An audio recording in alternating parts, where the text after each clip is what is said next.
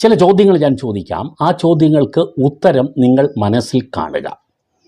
ആ ഉത്തരങ്ങളെല്ലാം യെസ് എന്നാണെങ്കിൽ തീർച്ചയായും നിങ്ങൾ ഒരു നല്ല രക്ഷകർത്താവാണ്, പ്രത്യേകിച്ച് ഈ പരീക്ഷാക്കാലത്ത്.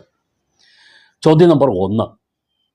ഈ പരീക്ഷാക്കാലത്ത് കുട്ടികൾക്ക് വേണ്ടി രക്ഷകർത്താവായ ഞാനും ചില കാര്യങ്ങൾ ചെയ്യേണ്ടതുണ്ട് എന്ന് നിങ്ങൾ തീരുമാനിച്ചിട്ടുണ്ടോ?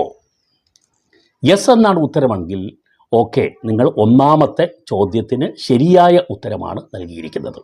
കാരണം നിങ്ങൾ അത് ആദ്യം ഉൾക്കൊള്ളണം.